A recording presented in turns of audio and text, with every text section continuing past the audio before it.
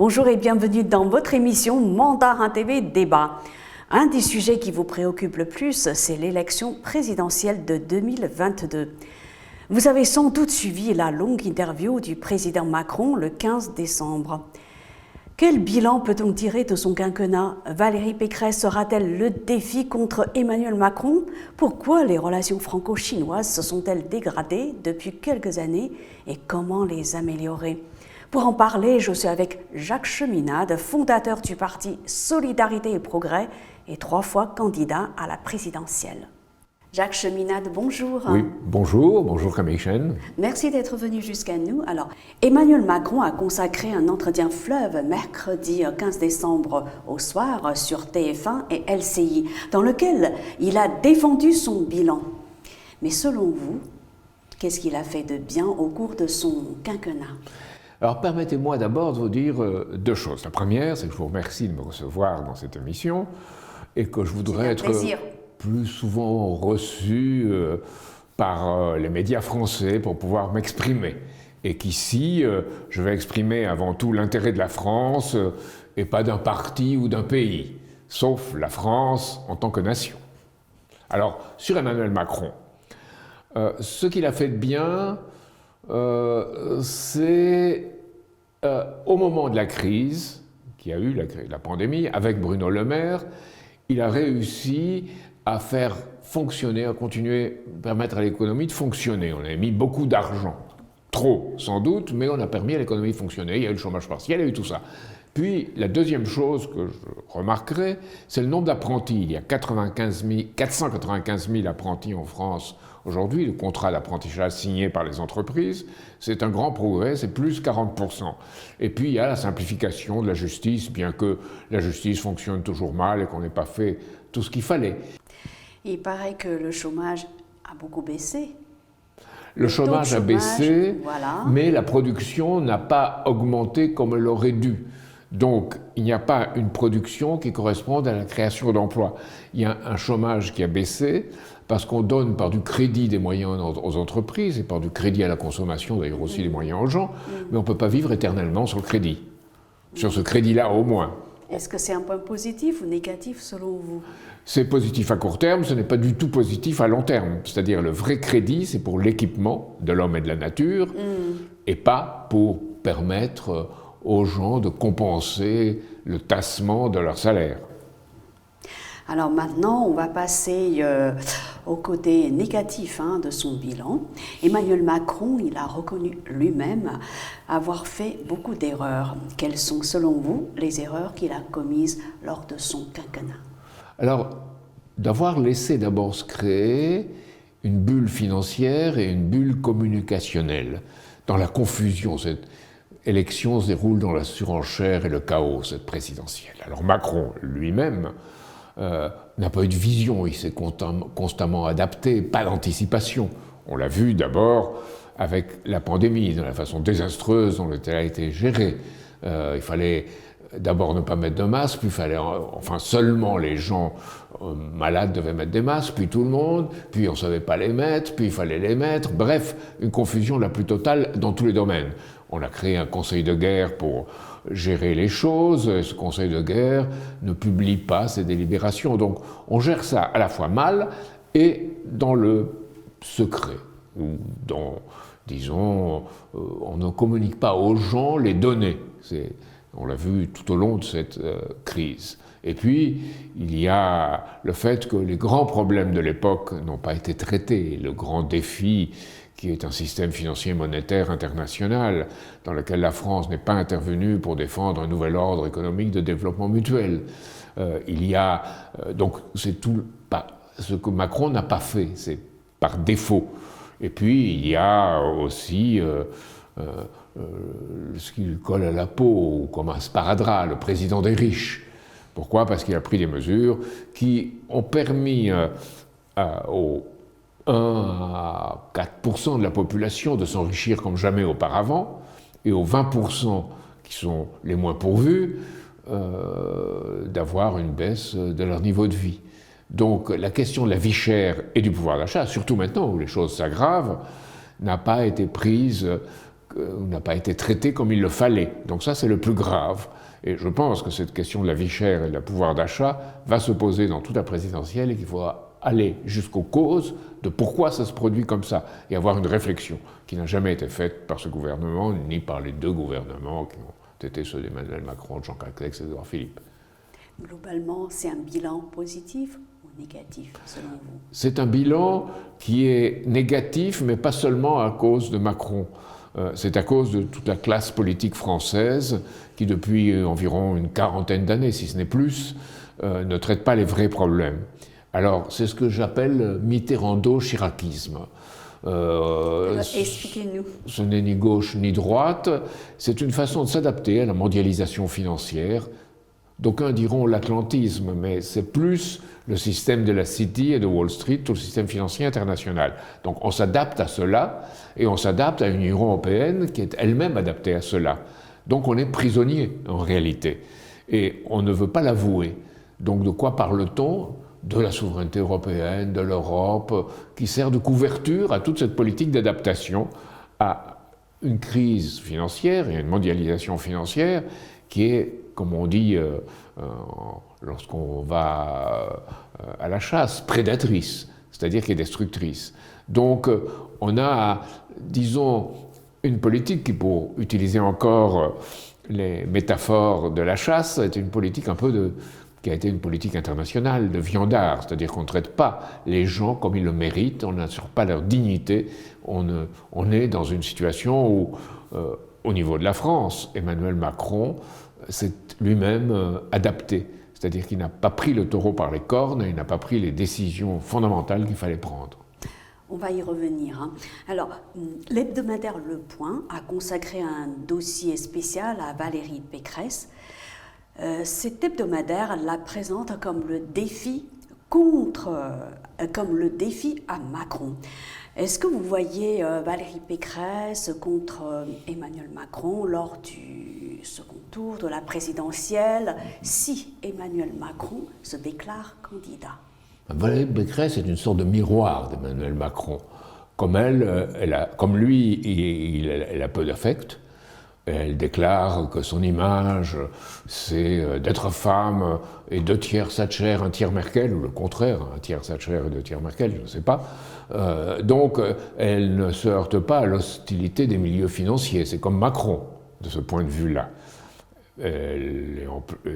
En outre, elle a malheureusement un mari qui s'appelle Jérôme Pécresse et qui a été vice-président d'Alstom au moment où les turbines françaises ont été livrées à General Electric. Et puis Jérôme Pécresse se retrouve président de GE, General Electric Renewal. Donc c'est un peu gênant, cela. Et c'est la même, disons, fréquentation des milieux d'affaires.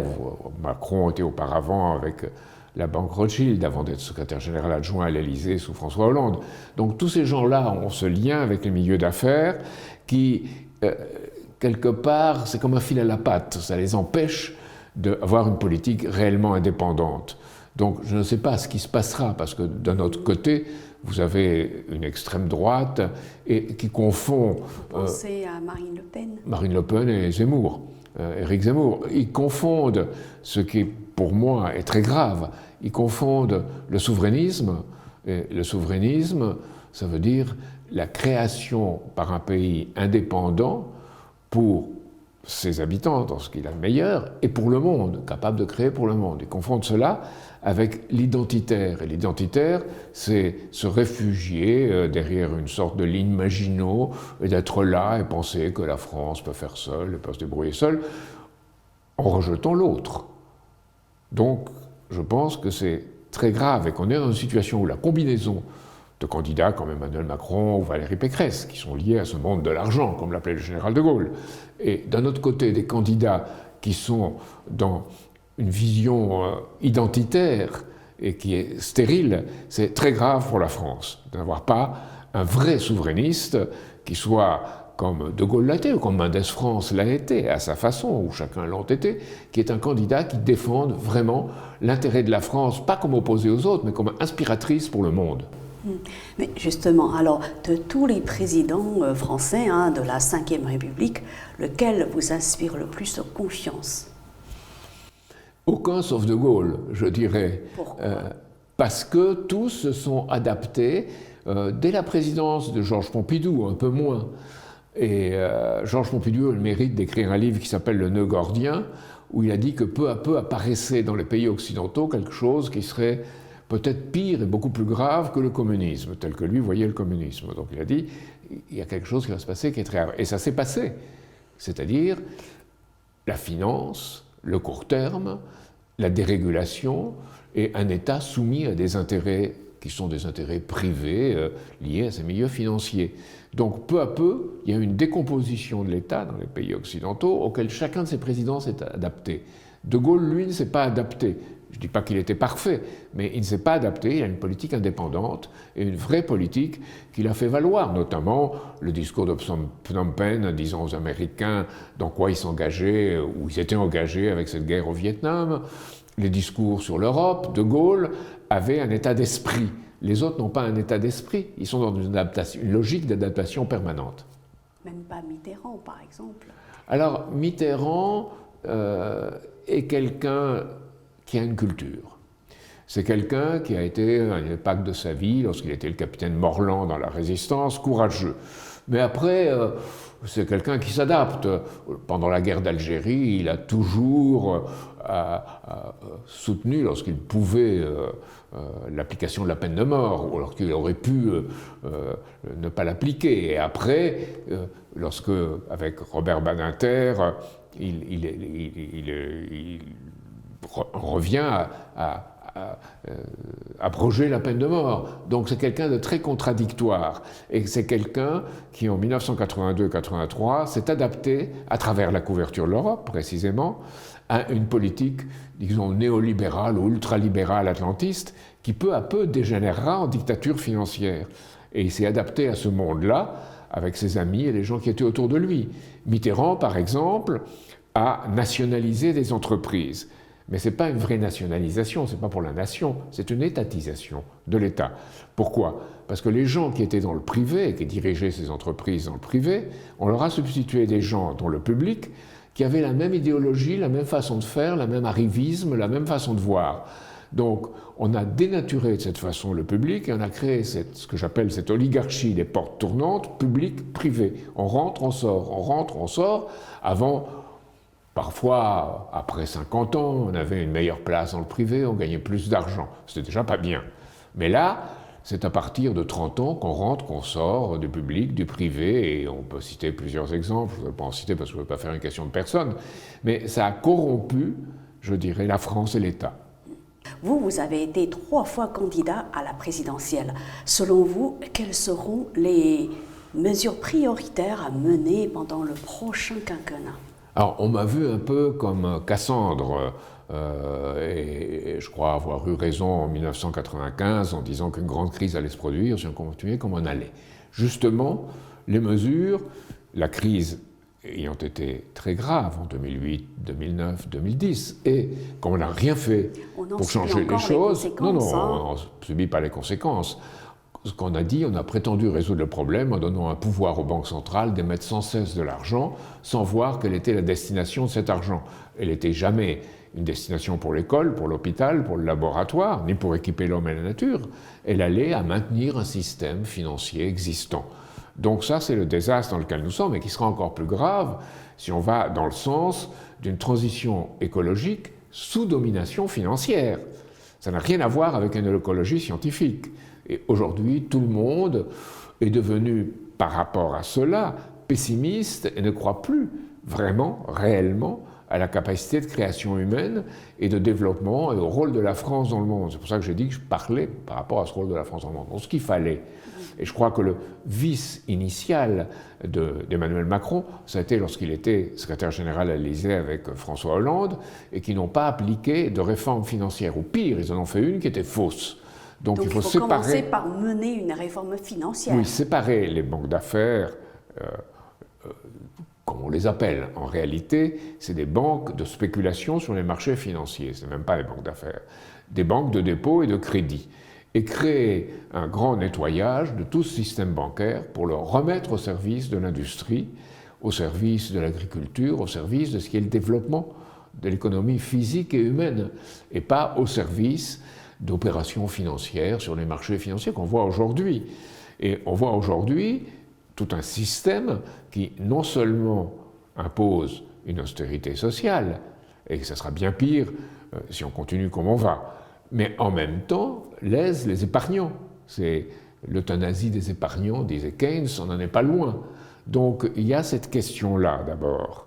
Et puis il y a un système de crédit public pour pouvoir faire une politique de développement et de croissance orientée, avec une banque de France qui soit vraiment une banque de la France. Si on veut avoir tout cela, il faut affronter l'Union européenne, qui est une bureaucratie opposée à cela. Donc affronter l'Union européenne, ça veut dire où vous allez, vous faites cette politique-là, où on part. Et aussi, il y a... Vous êtes pour la sortie de la France de l'Union européenne? Oui, si l'Union européenne, je suis pour dire à l'Union européenne, lui jeter un défi. Ce n'est pas la sortie pour sortir, et lui dire voilà, on va faire quelque chose qui est la dernière chance, qui est le plan Fouché. Le plan Fouché, sous De Gaulle, en 1962, c'était de dire, et il n'y avait que 6 pays, c'est pratiquement impossible avec 27, c'est pour ça qu'il faudra sortir. Mais avec 6 pays, on pouvait dire, voilà, on crée des projets communs. Si les 6 pays sont d'accord, on y va et on fait une délégation de souveraineté. À partir du 1er janvier, le président Macron va présider l'Union européenne. Alors ça, c'est très dangereux, parce qu'Emmanuel Macron, qui est quelqu'un d'intelligent, fera semblant de dire qu'à l'intérieur de l'Europe actuelle, on peut faire des choses qu'en réalité on ne peut pas faire. Et il essaiera de tromper les gens en le faisant. C'est quelque chose de très dangereux. Ou alors, on verra bien que ces choses ne peuvent pas être faites, et à ce moment-là, il faudra faire autre chose. Il faudra faire une autre forme de relation entre États de l'Union européenne. Est-ce qu'il aura tous les pouvoirs en tant que président? Bien entendu que non. On aura d'un côté la France et de l'autre côté le nouveau gouvernement allemand. Le nouveau gouvernement allemand est opposé au nucléaire, on le sait, et c'est une, disons, idiotie de son propre point de vue. Le gouvernement allemand est opposé à une armée européenne, puisqu'il veut que cette armée soit soumise à l'OTAN. Et le gouvernement allemand est un relais pour les spéculations financières, et c'est en sa faveur, puisqu'il a réussi à maintenir une certaine industrie. Donc il y a une situation dans laquelle il faudra bien dire à ce gouvernement allemand, il faut vous comporter autrement. Je ne crois pas qu'Emmanuel Macron soit disposé à le faire. Au traité d'Aix-la-Chapelle, il a cédé, je ne vois pas pourquoi aujourd'hui il serait différent. Alors donc, je résume. La réforme financière, la réforme de la structure de l'Union européenne, et que pensez-vous de la réforme des retraites? C'est un sujet qui préoccupe beaucoup de Français. C'est une fausse question. Qu'on fasse la réforme de retraite à 65 ans ne me choque pas. Qu'on la fasse dans les circonstances actuelles, oui. Le vrai problème, c'est la qualité du travail. Et aujourd'hui, on est empêché de faire son métier dans la justice. Vous voyez les gens qui manifestent, à l'hôpital, et également dans tout le système de santé, bien sûr, et à l'école. On ne peut plus. Et il n'y a plus le respect du secteur public, du service public. Et c'est cela le vrai problème. Les gens disent, on est victime de dégoût vis-à-vis, très souvent, de leur travail, où on ne sait pas très bien où on va, mais on le fait quand même pour gagner de l'argent. Ça, c'est pas le travail humain. Le travail humain, c'est créer, la joie de créer et la joie de développer. Et un autre drame de notre pays, c'est qu'il a maintenant à sa tête des gens qui sont issus auparavant de l'École nationale d'administration, mais des grands corps qui sont liés au juridique et au financier, c'est-à-dire au secteur, disons, qui ne font pas de changement, qui gèrent très bien le système existant, mais qui ne font pas de changement au moment même où il faudrait des changements. Après tout, Emmanuel Macron avait écrit avant sa campagne Révolution, il n'a pas fait de révolution du tout. Il a fait si, une révolution en tournant en rond. Une révolution, vous savez, comme les planètes en font en tournant en rond. Et de notre côté, il y a des problèmes très graves en France. Le logement, il faudra faire une vraie politique de logement. Donc réhabilitation de l'éducation, de la santé, de la justice, politique de logement. Il y a là toute une série de choses qui ne peuvent être faites que si on fait sauter le verrou qui empêche de le faire. Et c'est là pour cela qu'il faut une banque nationale, un secteur de crédit qui permette de créer cette politique-là avec un véritable plan. Parce que là, M. Bayrou, le Haut-Commissariat au plan, c'est une caricature du plan aujourd'hui. Ce sont autant de gros chantiers qu'on ne peut pas finir sous un seul quinquennat. Oui. C'est pas possible. Oui, mais on est arrivé à l'époque où on ne peut plus échapper à ces chantiers. Pendant longtemps, on a pu y échapper. Maintenant, on ne peut plus. On est face à quelque chose qui déterminera le rôle, non seulement le rôle de la France peut jouer dans le monde, mais le rôle du monde à venir. Et il faut dire que, malheureusement, pour les pays occidentaux, les nouvelles routes de la soie chinoises offrent une perspective d'avenir, alors qu'on n'a pas, dans les pays occidentaux, de système qui le permettent. Pourquoi ? Parce qu'on a admis une priorité donnée au privé, au marché financier, et pas à un État défini par le peuple. Ce qui manque à les pays occidentaux, c'est l'amour du peuple. Vous voyez avec Emmanuel Macron, lorsqu'il a dit que pour trouver un emploi, il suffirait de traverser la rue. Il n'y a pas cet amour du peuple. Et pourtant, il a reconnu, donc mercredi soir, avoir dit des choses. En tout cas, il regrettait de l'avoir dit. Il ne pouvait pas faire autrement. Et comme il est intelligent, il l'a fait. Mais président de l'Union européenne, il aura à gérer trois choses en même temps. D'être encore président de la République, élu en 2017, d'être président de l'Union européenne et candidat à la présidentielle. C'est déjà mentir de prétendre exercer les trois choses en même temps. Je suis d'accord avec ceux qui, dans l'opposition, ont dit qu'il aurait pu remettre à plus tard, à 6 mois par exemple, c'était possible, la présidence de l'Union européenne pour qu'elle ne se mêle pas de la campagne présidentielle française. Mais il ne l'a pas fait. Donc il est tout le temps en jouant en même temps sur plusieurs tableaux et pas en déterminant de façon, courageuse, une ligne à suivre pour changer une donne qui aujourd'hui, changer une situation qui aujourd'hui ne peut plus continuer comme on va. On ne peut plus être comme on va. Que pensez-vous du mandat impératif ? Alors, le mandat impératif est interdit par la Constitution française. C'est l'article 27. Si on regarde de plus près la question, le mandat impératif, c'est la délégation pour faire quelque chose. On examine si vous l'avez bien fait, si vous avez respecté les données, et on est jugé par rapport à cela. Dans le mandat que nous avons aujourd'hui... Certains sont pour le mandat impératif. Qui ? Certaines personnes sont pour. Alors, je ne sais pas. Je pense que pour certaines choses, cela peut être appliqué pour des choses qui sont nécessaires, avec vérification. De façon générale, ça me paraît beaucoup plus difficile. Et le mandat représentatif, je suis d'accord, a été tout à fait changé dans son intention. Aujourd'hui, le mandat représentatif dans les pays occidentaux, vous êtes élu et puis vous ne respectez pas le programme que vous avez présenté. Donc le mandat impératif, on dira, ça permettra de faire respecter le programme. Mais est-ce qu'il y aura un mandat impératif avec révocation ou non, avec un effet révocatoire? Alors ça aussi, c'est une chose à discuter. Je pense que tout cela ne doit pas être vu comme des choses en soi, des discussions juridiques, doit être vu avec tous les moyens que nous donne aujourd'hui le numérique, Internet et toutes ces technologies nouvelles. Ça nous permet d'avoir une participation du peuple beaucoup plus grande. Et je crois qu'en Chine, qui est un système, disons, très autoritaire, il y a en même temps, par les gens qui exercent le pouvoir, un moyen de consulter le peuple à travers Internet, à travers tout WeChat, à travers tout ce qui exprime l'opinion des gens. Donc il y a un rapport nouveau qui se crée, et ça c'est toute la discussion dont on a eu récemment. Il y a quelques jours, récemment, l'occasion de parler de la démocratie. Qu'est-ce que c'est la démocratie? La démocratie, ce n'est pas quelque chose d'unique, ce n'est pas quelque chose même de bon en soi, doit être guidé par un désir d'améliorer la condition de tous et de créer les pouvoirs créateurs de l'être humain pour améliorer l'homme, la nature. Ça, c'est la véritable écologie. Ce n'est pas une écologie pessimiste comme celle qu'on voit dans les pays occidentaux.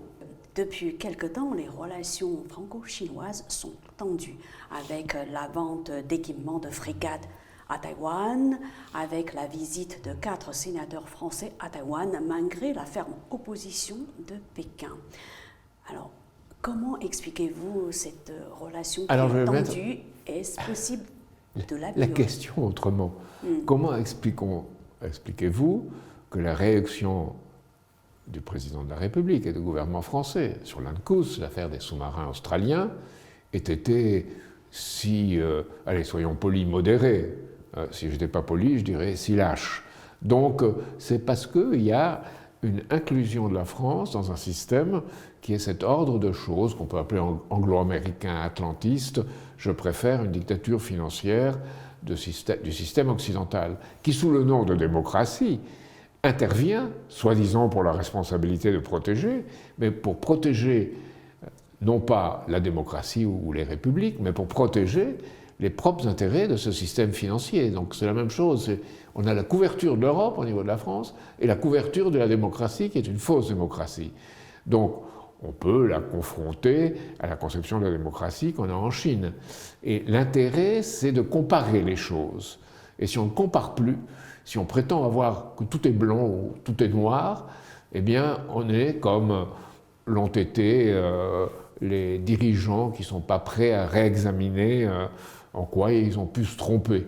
Et Emmanuel Macron a admis qu'il s'était trompé, ça me donne un certain espoir, mais je ne crois pas que cet espoir va être satisfait, parce que je pense qu'il continuera à jouer toujours cette sorte de double jeu dans laquelle il espère pouvoir durer. Et c'était la même chose. Vous prenez Chirac, vous prenez Mitterrand, vous prenez Jospin, vous prenez tous, ou Hollande surtout, tous ont pratiqué une sorte de double jeu dans le but de conserver le pouvoir. Et pour eux, c'était le pouvoir. Pas d'exercer le pouvoir au nom de l'intérêt de la nation, au nom de l'intérêt du peuple, et de servir. On ne sert plus, on se sert. Et vis-à-vis de la Chine, le président Macron, par exemple, ne joue-t-il pas un double jeu? D'un côté, la France essaie de faire des affaires avec la Chine continentale, et de l'autre, malgré justement la ferme opposition de Pékin contre la vente d'armes, la vente d'équipements de frégates à Taïwan, ce qui est d'ailleurs interdit par le communiqué de 1994. Et pourquoi cette ambiguïté de la part du gouvernement français? Parce que pour perdurer dans ce système qu'il a accepté, le gouvernement français est obligé de vendre des armes. C'est ça qui lui rapporte. Et il le fait partout où il peut. S'il le fait à Taïwan, il le fait à Taïwan. S'il le fait à l'Arabie Saoudite, dont par ailleurs le régime est plus que contestable, il le fera. Donc on vend des armes partout, et c'est ça le vrai problème. Au lieu de pratiquer une politique de paix par le développement mutuel, et qu'on s'arme pour soi-même, oui, mais qu'on vende ces armes un peu partout dans le monde, c'est une autre question. Et je crois que c'est pour cette question qu'en particulier, comme Taïwan a un peu d'argent, on essaie de vendre des armes. Et puis, il y a l'influence américaine.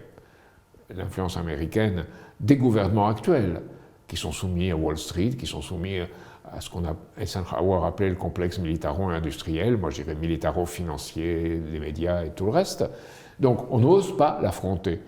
Donc on essaye de faire une politique de balancier et on envoie des gens à Taïwan. Alain Richard, qui a été ministre, on l'envoie à Taïwan, et on essaye de pratiquer, et on ne voit pas du tout, on ne veut pas voir l'importance de cette question pour la Chine.